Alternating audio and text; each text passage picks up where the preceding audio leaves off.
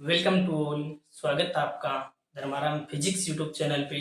और मैं आ चुका हूँ एक बेहतरीन लेक्चर लेके। ये जो लेक्चर होने वाला है ये होने वाला है 9th। इससे पहले 8 लेक्चर हमने कंप्लीट कर लिए हैं। यदि आपने उन लेक्चर्स को नहीं देखा है तो प्लेलिस्ट में जाकर कंप्लीट लेक्चर्स को देख सकते हो। और हमारा जो टारगेट है 100 आउट ऑफ 100 लाने का फिजिक्स के अंदर 12th क्लास के अंदर, उसी टारगेट को लेकर हम बिना टाइम वेस्ट किए स्टार्ट करते हैं आज का सेशन। आज की क्लास स्टार्ट करूँ इससे पहले एक बार शॉर्ट रिवीजन करवा देता हूँ मैं पिछली क्लास का कि पिछली क्लास में हमने पढ़ा क्या था। उसके बाद आज की क्लास को स्टार्ट करते हैं। तो कल हमने क्या पढ़ा था? कल हमने दो छोटी छोटी परिभाषाएं पढ़ी थी। और वो कौन कौन सी थी? पहले पढ़ा था विद्युत क्षेत्र क्या होता है।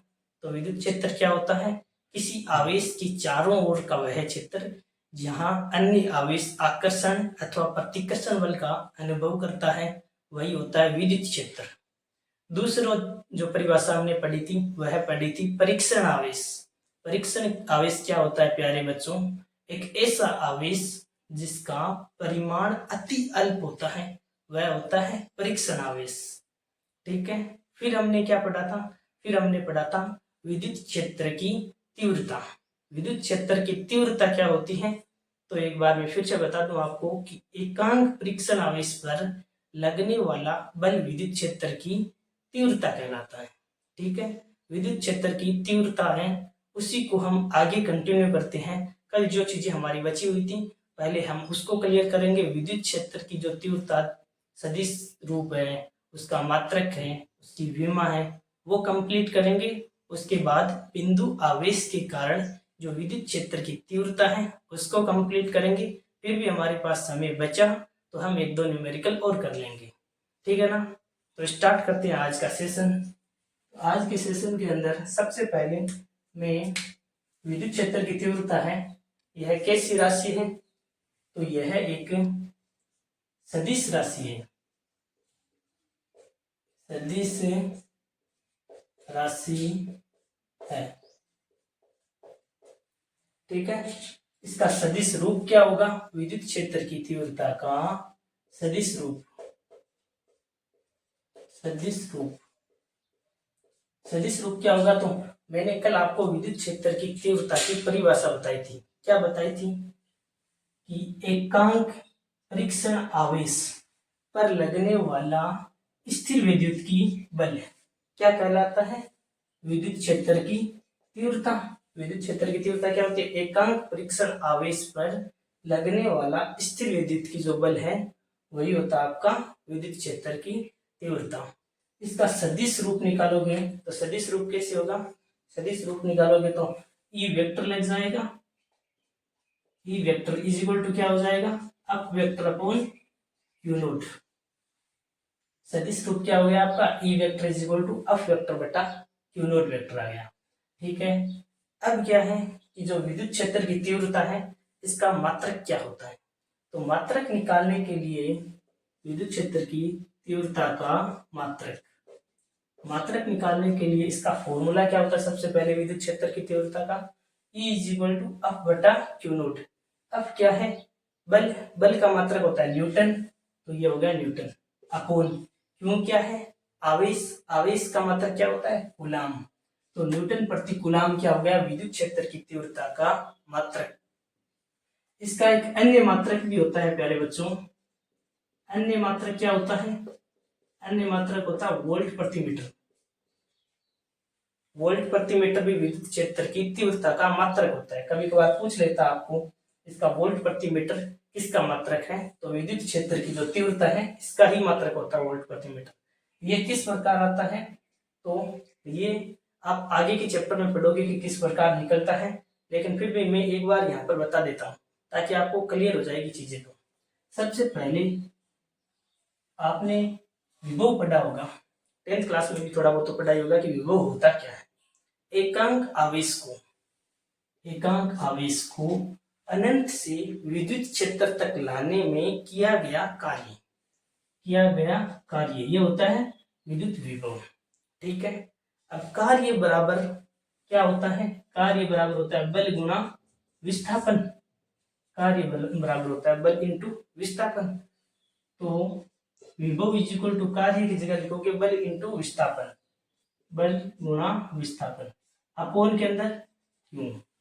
अब क्या है, विभव का मात्रक क्या होता है वोल्ट, तो वी को वी इज इक्वल टू, बल का मात्रक क्या होता है न्यूटन, तो न्यूटन जो बल का मात्रक है, और विस्थापन का मात्रक क्या होगा मीटर, अपोन आवेश का मात्रक क्या होता है कूलाम। अब कुछ नहीं करता हूं ना, जो न्यूटन है उसे अपोन के अंदर लेकर आओ, वी के अपोन में आ जाएगा, नहीं न्यूटन प्रति कूलाम को तो साइड में रख दो, आप मीटर को अपोन के अंदर ले जाओ वी के, तो आपकी डायरेक्ट आ जाएगा, यहाँ हो जाएगा न्यूटन प्रति कूलाम और यहाँ हो जाएगा वी वोल्ट प्रति मीटर। मैंने यहीं पर यही बताया कि जो न्यूटन प्रति कूलाम और वोल्ट प्रति मीटर दोनों के दोनों ही विद्युत क्षेत्र की तीव्रता का मात्रक होता है। समझ में आ गया यहाँ से। और ये जो वोल्ट प्रति मीटर है, विभव क्या होता है, ये आपके आगे के चैप्टर में डिटेल में आ जाएगा। फिर भी मैंने एक बार बता दिया कि जो अनंत से एक आवेश को विद्युत क्षेत्र तक, एकांक आवेश को अनंत से विद्युत क्षेत्र तक लाने में जो किया गया कार्य होता है वह होता है विद्युत विभव। ठीक है, विद्युत विभव का फॉर्मूला होता है ये W/Q। अब कार्य बराबर क्या होता है बल गुणा विस्थापन, बल गुणा विस्थापन, बल का मात्रक हो गया न्यूटन, विस्थापन का मात्रक हो गया मीटर, फिर मैंने वोल्ट के अपोन में लेकर आ गया मीटर, क्योंकि हमें चाहिए था वोल्ट प्रति मीटर, तो वोल्ट प्रति मीटर, तो सामने क्या बचा न्यूटन प्रति कूलाम, तो वोल्ट प्रति मीटर और न्यूटन प्रति कूलाम बराबर होते हैं, तो दोनों ही मात्रक किसके हैं विद्युत क्षेत्र की तीव्रता के मात्रक है। ठीक है, यहाँ तक चीजें क्लियर हुई। अब आप लिखो किसी स्थान पर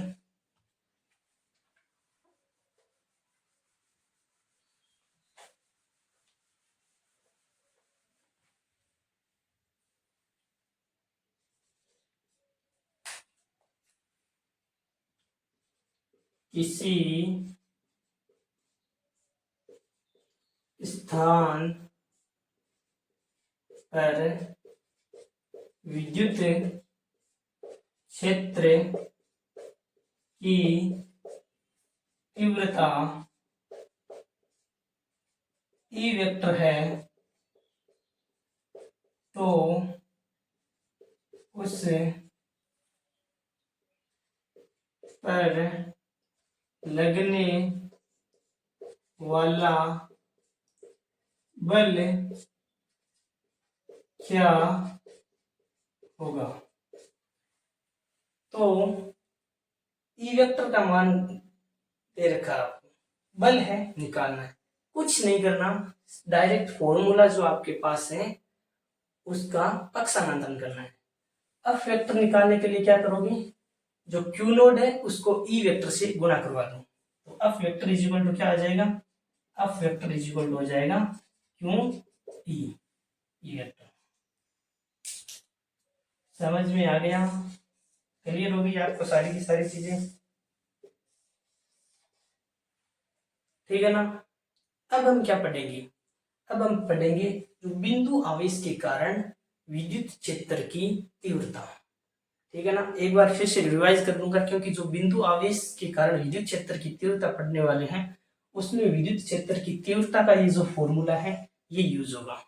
तो फिर से बता देता हूं कि विद्युत क्षेत्र की तीव्रता होती क्या है, एकांक परीक्षण आवेश पर लगने वाला स्थिर विद्युत की बल विद्युत क्षेत्र की तीव्रता कहलाता है। ठीक है, ये हो गया इसका फॉर्मूला। मात्रक कैसे निकाला था मैंने, बल का मात्रक न्यूटन हो गया, आवेश का मात्रक कूलाम हो गया, तो न्यूटन प्रति कूलाम हो गया मात्रक, और अन्य मात्रक में वोल्ट प्रति मीटर भी मैंने आपको निकाल कर बता दिया। ठीक है, उसके बाद के अंदर अब वेक्टर का मान निकालना होता है, तो क्यू ई वेक्टर हो जाएगा इसका पक्षांतरण करने पर। ठीक है, अब स्टार्ट करते हैं हम बिंदु आवेश के कारण विद्युत क्षेत्र की तीव्रता।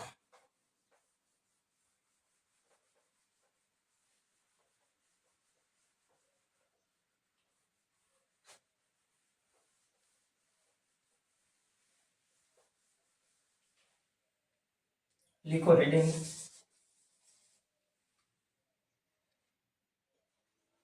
बिंदु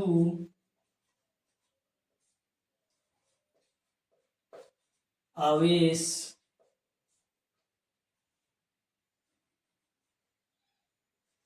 के कारण विद्युत क्षेत्र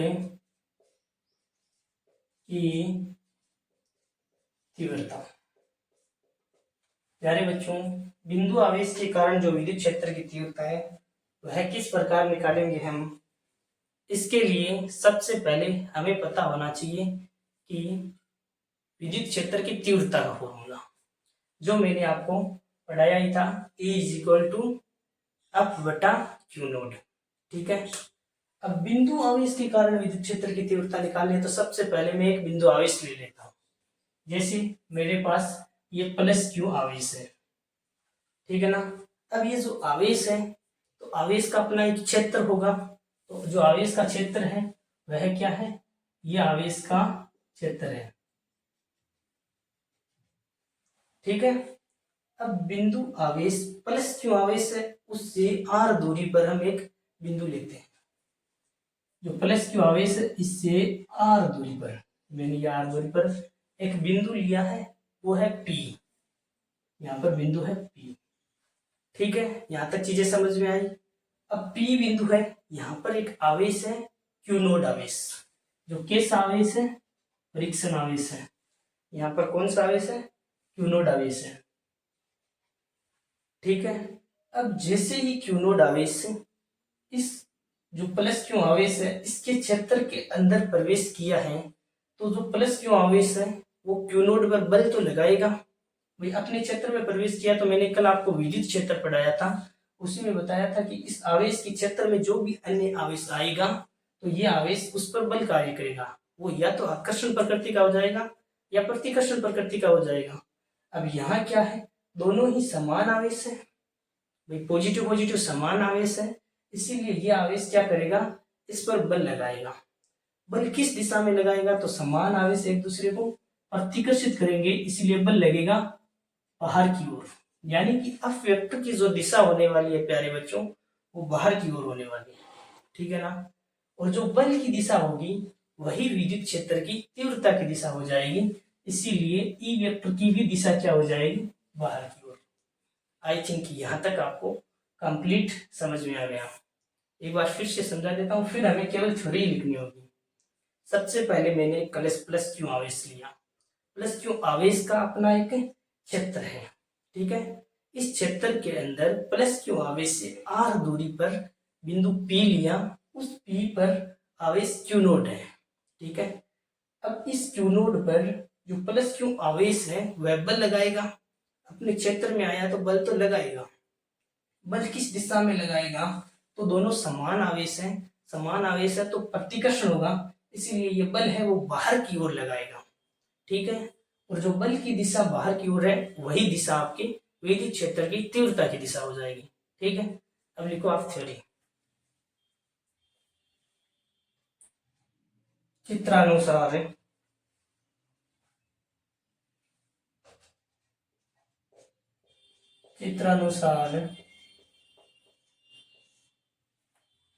आवेश क्यों से आर दूरी पर बिंदु पी स्थित है। पी पर बल की गणना करना है।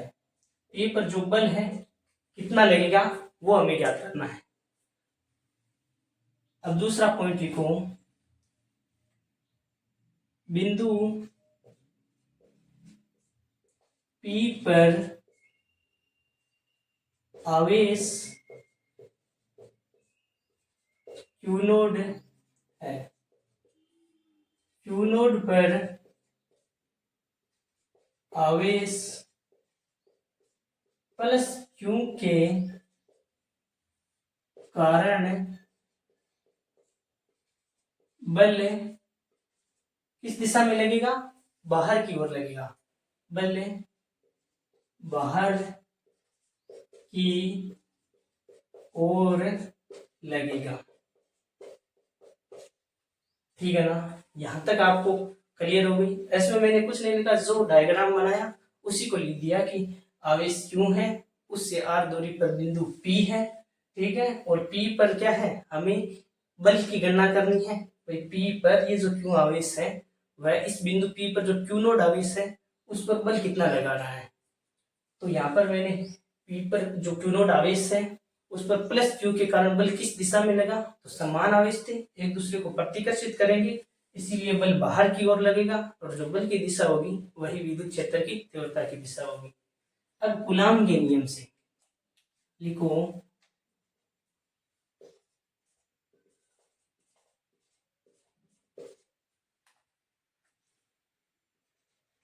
कूलाम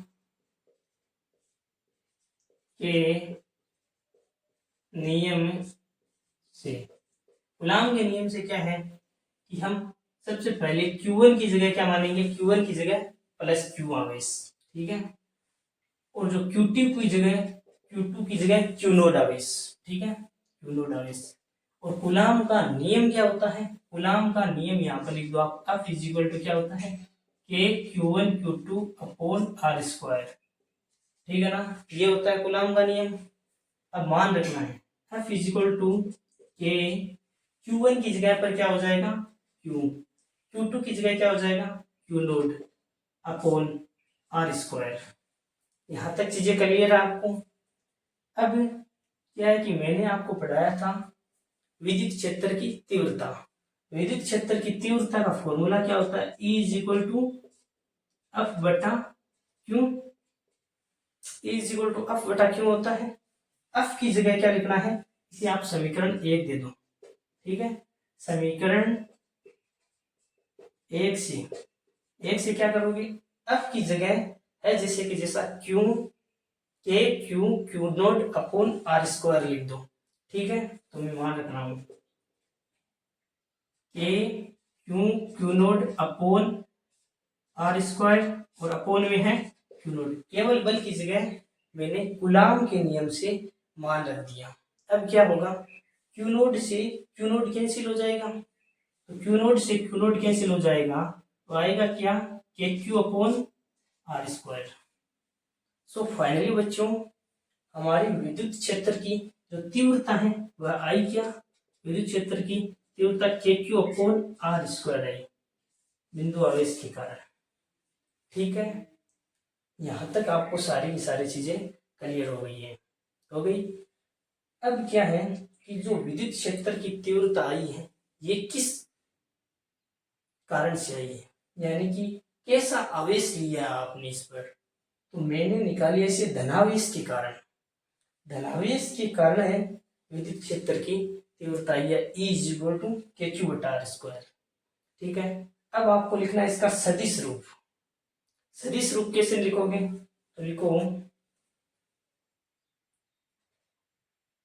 विद्युत धनावेश के कारण। अब सदिश रूप के अंदर क्या होगा कि जो धनावेश के कारण तो हो जाएगा पॉजिटिव, और ऋणावेश के कारण परिमाण तो सेम रहेगा, यानी कि विद्युत क्षेत्र की जो तीव्रता है वह तो के क्यू अपॉन आर स्क्वायर ही रहेगी, लेकिन जो चिन्ह है वह सदिश रूप में चेंज होता है। सदिश रूप में दिशा विपरीत बताएंगे, अब ऋणावेश से लेंगे तो माइनस चिन्ह आ जाएगा। एक बार आप लिखो सदिश रूप,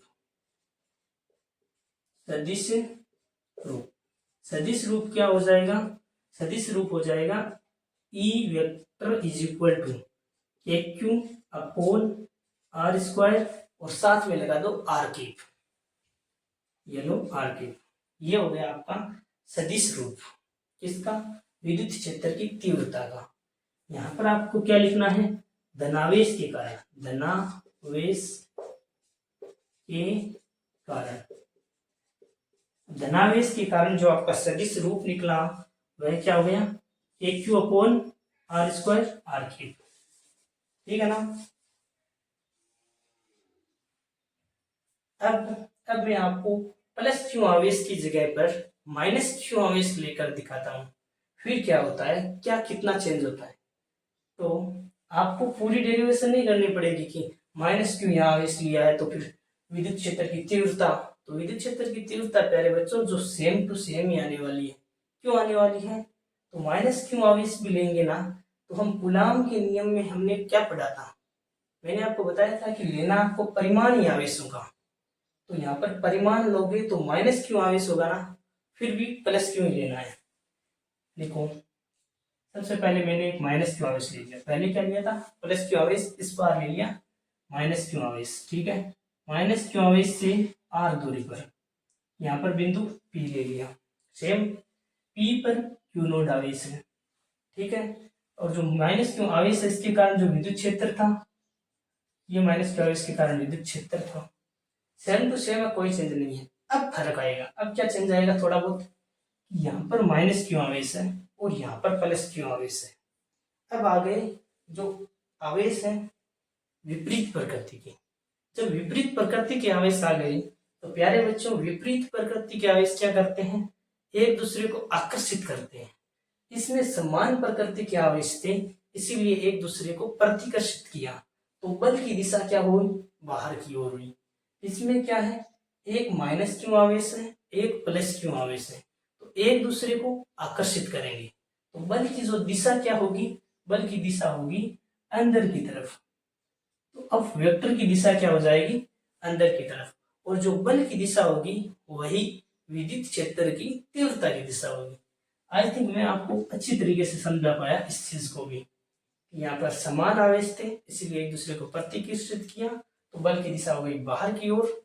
यहाँ पर विपरीत आवेश था, एक दूसरे को आकर्षित किया इसलिए बल की दिशा हो गई अंदर की तरफ। समझ में आ गया? यहाँ पर लिखूं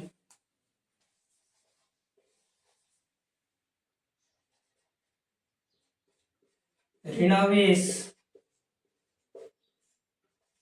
के कारण विद्युत क्षेत्र की तीव्रता का सदिश रूप, ऋणावेश के कारण विद्युत क्षेत्र की तीव्रता का जो सदिश रूप है वह क्या हो जाएगा, E vector is equal to के Q upon are square R K. लेकिन इस बार दिशा क्या है, बल्कि विपरीत दिशा, इसलिए नेगेटिव साइन आ जाएगा प्यारे बच्चों। ठीक है, अब क्या है, यहां तक आपको चीजें क्लियर हो गई है। अब आपको दो छोटे छोटे पॉइंट लिखने हैं। तो मैंने आपको बता तो दिया धनावेश के कारण विद्युत क्षेत्र की जो दिशा होगी विद्युत क्षेत्र की तीव्रता की वो है बाहर की ओर होगी, और ऋणावेश के कारण जो विद्युत क्षेत्र की तीव्रता की दिशा होगी वह अंदर की ओर होगी। लेकिन फिर भी आप लिख लो ताकि आपको पॉइंट क्लियर हो जाए, फिर आप समझोगे ना, नोट्स पढ़ोगे तो फिर आसानी रहेगी। लिखो धनावेश के कारण विद्युत क्षेत्र की तीव्रता की दिशा बाहर की ओर होती है, यानी कि बाहर की ओर होती है तो आप लिख दो प्लस क्यू आवेश, और जो विद्युत क्षेत्र की तीव्रता की दिशा बाहर की ओर होगी तो इस प्रकार कर देना। और दूसरा पॉइंट लिखो ऋणावेश के कारण विद्युत क्षेत्र की जो तीव्रता है की दिशा कैसी होगी, अंदर की ओर होती है। ठीक है ना, ये जैसे माइनस क्यू आवेश लोगे तो विद्युत क्षेत्र की जो तीव्रता की दिशा होगी वो अंदर की ओर होगी। ठीक है ना, यहाँ तक आई थिंक सारी की सारी चीजें आपको बढ़िया तरीके से समझ में आ गई। सबसे पहले मैंने क्या पढ़ाया, मैंने पढ़ाया कि बिंदु आवेश के कारण विद्युत क्षेत्र की तीव्रता। सबसे पहले मैंने प्लस क्यू आवेश लिया, उसका अपना एक क्षेत्र था, उस क्षेत्र के अंदर प्लस क्यू आवेश से आर दूरी पर बिंदु P है, उस P पर आवेश है Q नोट। क्यू नोड पर प्लस क्यू के कारण बल लगेगा, समान आवेश होने के कारण बल बाहर की ओर लगेगा। जो बल की दिशा बाहर की ओर है तो विद्युत क्षेत्र की तीव्रता की दिशा भी बाहर की ओर होगी। यही मैंने थ्योरी के अंदर लिख दिया कि सबसे पहले मैंने आवेश क्यू ले लिया, जिसे आर दूरी पर बिंदु पी ले लिया, वहां पर क्यू नोड आवेश है और उस क्यू नोड पर क्यू के कारण जो बल है वो बाहर की ओर लग रहा है। विद्युत क्षेत्र की तीव्रता के फॉर्मूले से E इक्वल टू एफ बटा क्यू नोड ले लिया। जहां बल है वह कूलाम बल से एफ इक्वल टू के q naught upon are square हो गया। क्यू नोड से क्यू नोड कैंसिल हो गया। विद्युत क्षेत्र की जो तीव्रता आई वो आ गई के क्यू बटा आर स्क्वायर बिंदु आवेश के कारण। ठीक है ना। उसके बाद के अंदर मैंने सदिश रूप लिख दिया। सदिश रूप पे आर केप लगाना है केवल आपको। ये धनावेश के कारण जो विद्युत क्षेत्र की तीव्रता थी इसका सदिश रूप है। ऋणावेश के कारण विद्युत क्षेत्र की तीव्रता का सदिश रूप क्या होगा, तो सदिश रूप ही केवल चेंज होगा, बाकी विद्युत क्षेत्र की जो तीव्रता होगी वो k Q upon are square same होने वाली है, क्योंकि हम आवेशों का परिमाण लेते हैं। तो यहाँ पर साइन क्या हो जाएगा, नेगेटिव। रीजन क्या है, माइनस क्यू आवेश पॉजिटिव आवेश को आकर्षित करता है, तो बल की दिशा अंदर की ओर हो जाएगी। जब बल की दिशा अंदर की ओर है तो आपके विद्युत क्षेत्र की तीव्रता की दिशा भी अंदर की ओर आ जाएगी। ठीक है। अब हम क्या पढ़ेंगे, अब सबसे पहले तो इनका जो वक्र है वह पढ़ने वाले हैं, विद्युत क्षेत्र की ई और आर में वक्र।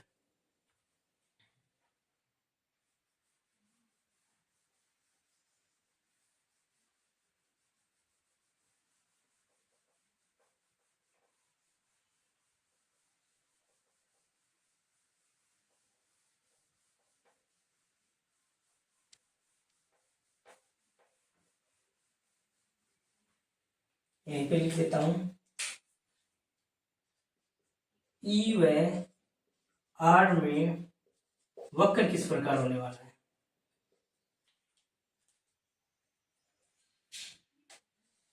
बड़ा आसान है, आपका ये हो जाएगा ई, ये हो जाएगा आर। फॉर्मूले में आपने पढ़ा है ई समानुपाती क्या होगा, 1/r² के। ठीक है, क्योंकि फॉर्मूला क्या आया था, ई इक्वल टू के क्यू अपॉन आर स्क्वायर जो आया था विद्युत क्षेत्र की तीव्रता का। तो 1/r², जैसे जैसे आप ई को बढ़ाओगे वैसे वैसे आर स्क्वायर घटता जाएगा, इसीलिए आपका वक्र हो जाएगा आयताकार अतिपरवलय। ठीक है, तो यहाँ लिख देना आयताकार अतिपरवलय।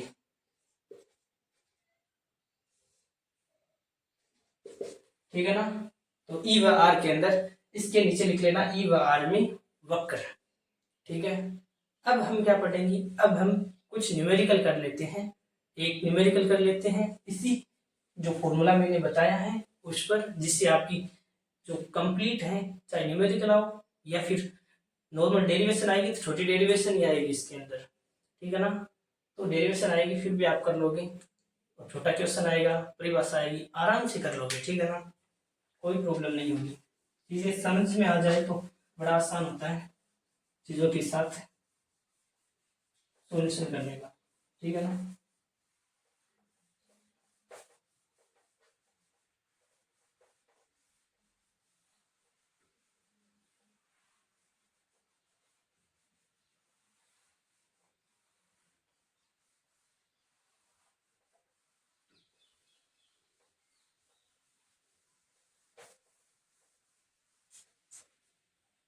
अब आप एक न्यूमेरिकल लिखो। क्वेश्चन क्या है, बिंदु आवेश जिसका परिमाण 2 माइक्रोकूलम है से 5 सेंटीमीटर की दूरी पर स्थित बिंदु पर विद्युत क्षेत्र की तीव्रता, विद्युत क्षेत्र की तीव्रता ज्ञात करो। ठीक है ना। तो विद्युत क्षेत्र की जो तीव्रता होगी उसका फॉर्मूला मैंने बताया था, बिंदु आवेश के कारण विद्युत क्षेत्र की तीव्रता के क्यू अपॉन आर स्क्वायर। बड़ा आसान है, फॉर्मूले में डायरेक्ट मान रखना आपको। के की जगह कितना हो जाएगा 9 इंटू 10⁻9 फिक्स मान है। क्यू की जगह 2 माइक्रो कूलम है, 2 इंटू माइक्रो का मतलब 10⁻⁻6 अपॉन आर स्क्वायर। दूरी कितनी है, दूरी है 5 इंटू 10⁻⁻2 स्क्वायर कर दो। ठीक है, समझ में आ गया। अब पावर को आप साइड में कर लो और नंबर को अलग कर लो।